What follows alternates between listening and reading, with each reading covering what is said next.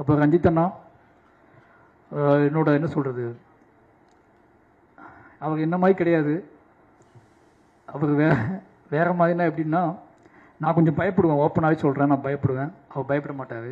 நான் யாருக்கு பயப்படுவேன் அப்படின்னா, ரொம்ப என்ன சொல்கிறதுனா, எனக்கு மக்களோட நான் இன்க்ளூசிவாக பாலிடிக்ஸ் பேசுகிறேன்னு நிறைய பேர் சொல்லுவாங்க. அதுக்கான காரணம் என்னோட பயங்கர சுமை, என்னோட வெயிட் என் தலையில் இருக்க வெயிட் அதிகம்.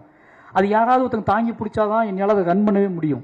அதனால் நான் எங்கிட்ட இருக்க கதைகளோட கனமே ஒரு காரணமாக இருக்கலாம் என்னோட இன்க்ளூசிவ் பாலிடிக்ஸுக்கு.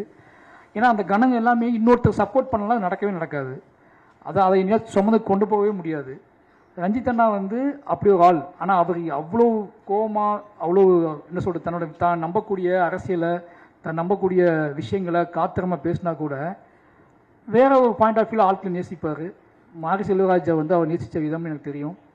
ராம் சாருக்கும் எனக்கும் ஒரு அப்பா பையன் உறவு இருக்குன்னா, எனக்கு கிடைச்ச ஒரு அண்ணன் அப்படின்னா அது ரஞ்சித் அண்ணா. அந்த அண்ணன் தம்பி உறவு இந்த படத்தோட வெற்றியை நான் எப்படி பார்க்குறேன்னா, பரியேறும் பெருமாள்னு ஒன்று நாங்கள் ஆரம்பித்து ரெண்டு பேரும் ஆரம்பித்து கிட்டத்தட்ட 7-8 வருஷம் ஆகுது. இந்த படம் ரிலீஸ் ஆகி திருப்பி ரெண்டு பேரும் இதே சந்தோஷத்தோட, இதே சிரிப்போட, இதே முத்தங்களோட திருப்பி ஒரு மேடையை பகிர்ந்து திருப்பி ரெண்டு பேரும் சக்ஸஸ் கொடுத்து ஹிட்டு கொடுத்துட்டு ரெண்டு பேரும் ஜாலியாக இருக்கோம் அப்படின்னா, எங்களுக்குள்ளே இருக்கிற ஒரே ஒன்று அந்த லவ் மட்டும்தான். இந்த பெரும் உழைப்பையும் நான் செய்வதுக்கு ஊக்கமாக இருந்ததுக்கான காரணம் ரஞ்சித் அண்ணா இருக்காரு. ரஞ்சித் அண்ணா நம்புகிறாரு, அவர் பார்த்துக்கிட்டு இருக்காரு. அவர் என்ன சொல்கிறது, அவர்கிட்ட போய் நல்ல பேர் வாங்கணும் அப்படின்னு. நான் ராம்சாருக்கு அப்புறம் நல்ல பேர் வாங்கணும்னு ஆசைப்பட்ட ஒரே ஆள் ரஞ்சித் அண்ணா கிட்ட தான். ராம்சார்ட்ட எப்போவுமே 24 மணி நேரம் நல்ல பேர் வாங்கணும்னு ஆசைப்படுவேன். அதே மாதிரி ரஞ்சித் அண்ணாட்ட நல்ல பேர் வாங்கணும்னு ஆசைப்பட ஆரம்பித்தேன். இது ரெண்டும் சேர்ந்து மிக்ஸ் ஆனது தான் மாரி செல்வராஜ். அப்படி ஒரு நல்ல பேர் வாங்கிக்கன்னு நினைக்கிறேன். ஏன்னா பரியேறும் பெருமாளுக்கு லவி சொன்னார், இந்த படத்துக்கும் லவி சொன்னார், என்னுடைய எல்லா படத்துக்கும் சொல்லுவார், என்னை பார்க்கும் போதெல்லாம் சொல்லுவார். அந்த அன்பை பாதுகாப்பதற்காகவே நான் தொடர்ந்து எங்கிட்ட இருக்க சில விஷயங்களை பாதுகாத்துக்கிட்டு இருக்கேன். ரொம்ப நன்றினா. எனக்கு ஆச்சரியமாக இருக்குது, இது சரியாக முடிஞ்சிடுமான்னு ஒரு பயம் இருந்துச்சு. நம்ம பரியேறும் பெருமாளுக்கு அப்புறம் ரெண்டு பேரும் ஒன்றா சேர்றோம்.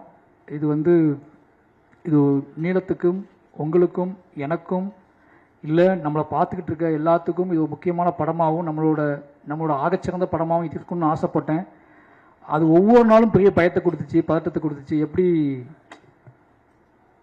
பெரிய இப்போ துருவுக்கு முன்னாடி விக்ரம் சார் அப்படிங்கிற ஒன்று வைக்கிறாங்கல்ல, அதே மாதிரி எனக்கு முன்னாடி எப்போவுமே ரஞ்சித் அண்ணா, ராம் சார்னு ஒன்று இருந்துகிட்டே இருக்கும். இவன் நம்பிக்கை நம்ம காப்பாற்றுவோமான்னு சொல்லி. இந்த படத்தோட வெற்றியை நான் எப்படி பார்க்குறேன்னா, முழுக்க நாங்கள் ரெண்டு பேருமே இன்றைக்கி பக்கத்தில் உட்காந்து விளையாண்டுக்கிட்டு இருக்கோம். அப்படிங்கிறது எங்களை விளையாட வைத்த சந்தோஷமாக உங்கள் முன்னாடி சிரிக்க வச்ச வெற்றி தான் பார்க்குறாங்க. ரெண்டு பேருமே மை மறந்து இருக்கோம் அப்படின்னா அவ்வளோ பெரிய வெற்றியை கொடுத்த தமிழ் மக்களுக்கு எவ்வளோ நன்றி சொன்னாலும் பத்தாது. ரெண்டு பேரும் அவ்வளோ சந்தோஷமாக இருக்கும். இந்த சந்தோஷம் முழுக்க தமிழ் மக்களால் கொடுக்கப்பட்டது. ரெண்டு பேரை பற்றி நீங்கள் கான்ஃப்ளிக்டாக பேசிகிட்டே இருக்கீங்க. ஆனால் அந்த ரெண்டு பேரை சந்தோஷமாக வச்சுக்கிறதும் மட்டும் தமிழ் மக்கள் தான்.